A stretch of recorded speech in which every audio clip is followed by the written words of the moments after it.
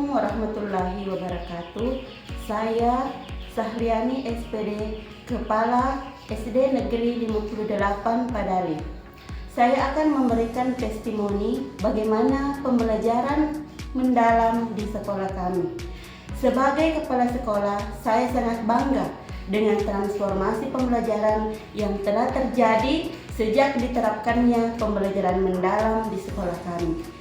Pendekatan ini tidak hanya mendorong peserta didik untuk memahami materi secara lebih komprehensif, tetapi juga menumbuhkan kemampuan berpikir kritis, kreativitas, dan kolaborasi yang selama ini menjadi tujuan utama pendidikan abad 21. Guru-guru kami menunjukkan perubahan yang luar biasa dalam merancang pembelajaran yang lebih kontekstual, bermakna, dan berpusat pada peserta didik. Kelas menjadi lebih hidup, interaktif, dan penuh eksplorasi. Yang paling membahagiakan adalah meningkatnya motivasi belajar siswa karena mereka merasa lebih terlibat dan lebih didengar dan lebih tertantang untuk menemukan solusi atas masalah nyata. Pembelajaran mendalam telah membawa dampak positif, tidak hanya pada hasil belajar, tetapi juga pada karakter dan kemandirian siswa. Kami akan terus menguatkan praktik baik ini agar sekolah semakin mampu melahirkan generasi yang cerdas, berakhlak mulia, dan siap menghadapi tantangan masa depan. Saya yakin dengan kerja keras dan komitmen seluruh warga sekolah, pembelajaran mendalam akan menjadi budaya belajar yang kuat dan berkelanjutan. Terima kasih. Assalamualaikum warahmatullahi wabarakatuh. Perkenalkan, saya Daniati. Saat ini sedang mengajar di kelas 6 di SD Negeri 58 Padali, Kecamatan Margoriawa, Kabupaten Sopeng. Pada video kali ini saya akan memberikan testimoni bagaimana praktik pembelajaran mendalam di kelas saya. Jujur, dulu mungkin saya sebagai seorang guru hanya berfokus pada materi yang akan diselesaikan pada satu semester. Tetapi setelah mengikuti pelatihan pembelajaran mendalam ini dan menerapkannya di kelas, pelajaran menjadi lebih bermakna, lebih menggembirakan tentunya untuk siswa-siswi saya. Terbukti dengan antusiasme mereka saat melakukan kegiatan pembelajaran. Jadi kalau dulu mungkin metode yang saya terapkan kebanyakan metode konvensional, misalnya ceramah, tetapi setelah melaksanakan pembelajaran mendalam ini, saya lebih berfokus pada keaktifan siswa. Bagaimana cara saya memberikan kepada anak-anak variasi pembelajaran yang tidak membuat mereka bosan ataupun jenuh di kelas.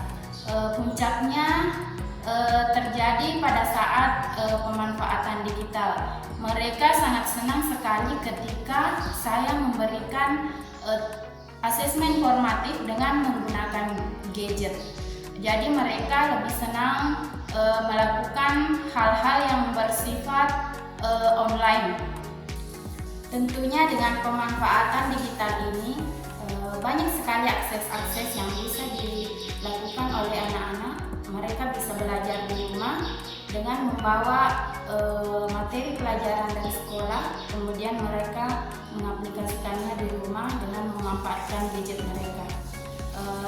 Selain itu, kolaborasi antara guru dan siswa, kolaborasi antara siswa dengan siswa juga terjalin lebih baik dibandingkan diskusi-diskusi yang terjadi pada pembelajaran-pembelajaran sebelumnya.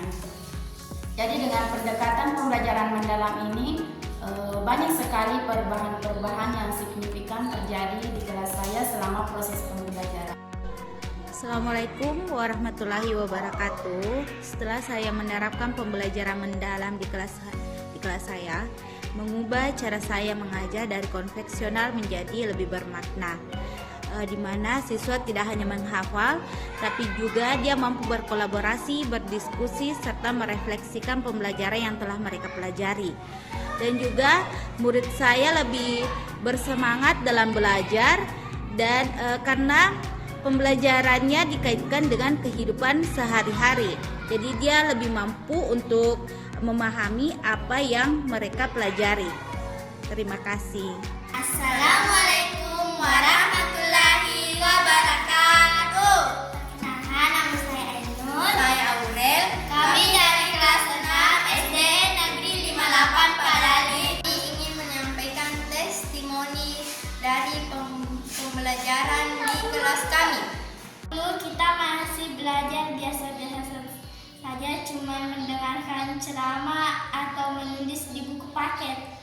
Dulu jam pelajaran rasanya lama sekali, tapi sekarang sudah berbeda. Sekarang lebih menyenangkan, menggembirakan. Lagi pemanfaatan digitalnya, misalnya main game dengan krisis, menonton video dan ice breaking.